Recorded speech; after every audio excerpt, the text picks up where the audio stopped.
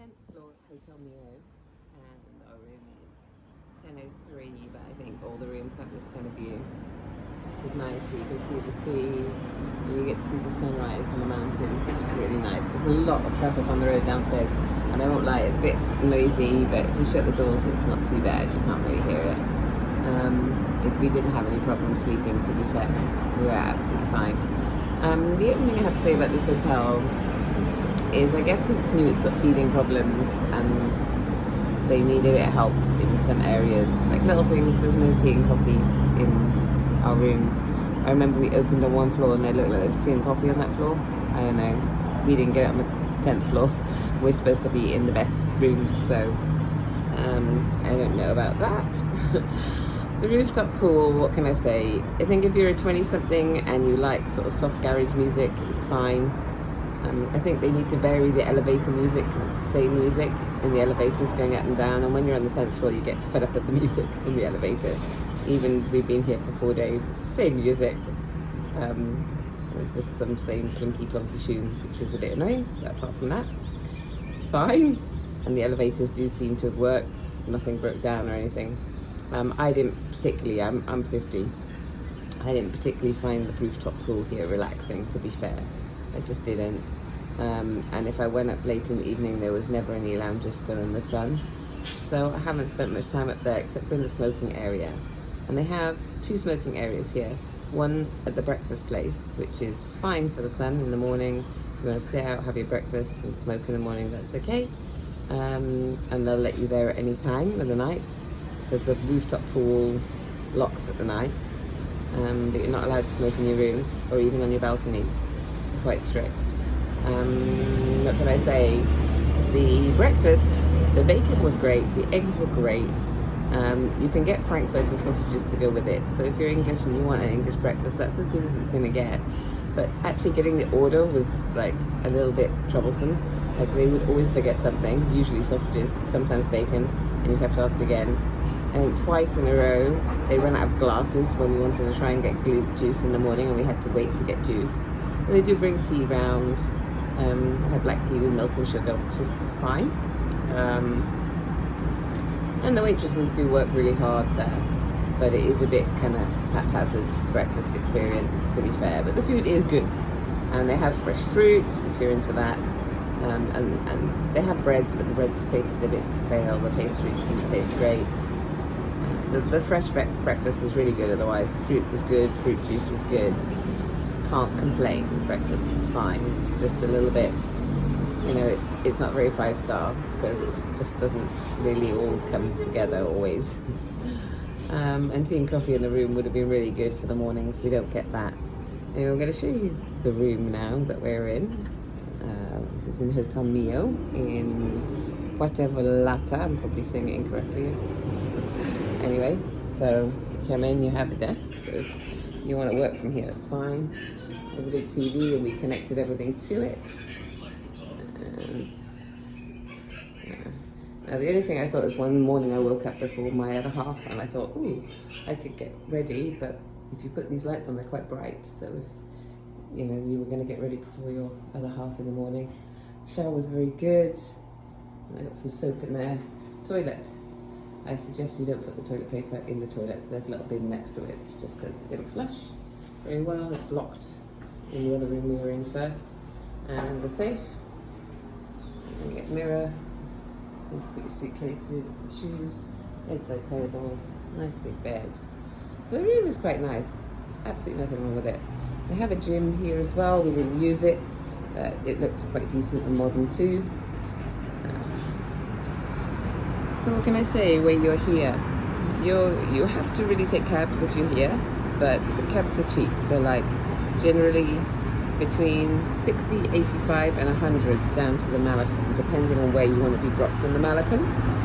So usually if you say to the Malacom, they'll either charge you 85 or 100. Usually they'll charge you 100, which is about £4.50, £5. It's not too bad. And if you go a little bit further to the romantic area, which is just further down from the Malacom, basically. It's the other side of the Malacom, it's the LBGQ area. They'll charge you about 120. And the Conchas Chinas, which is further on again, where they have little bay beaches, they'll charge you 150, 160, and it's the same day and night, didn't change. I mean, at one point we walked to the very end of the Malakon, and we walked to our road, and the cab driver said 60, so that was pretty good. And we had one guy picked us up from here to the Malakon and said 85. So I think we just took the taxis off the road. You can get the Uber app, and it's probably cheaper with the Uber app, or around about that anyway. Because sometimes when they gave us the prices, and I'd say, yeah, well, it's 85 really, and they'd be like, yeah, you know, whatever. But for us, it's like £1 or so. It's not the end of the world when you're on holiday and you just want the convenience. And the cabs are always, you can always find one outside the hotel. If you see where I am, across the road, it's a Citibank. That is an ATM place. You can go and take cash out of the wall there, which is quite convenient as well. And if you come out of this hotel and you turn left, there's a shopping precinct, which has got general English shops. They have everything. They have H&M and Forever 21, which is quite funny but true, with English prices generally as well. So I didn't find things here that cheap, so to buy things, but we did go to one really nice market on Saturday in the romantic zone. They had a really lovely market where they had all handmade things that were made here.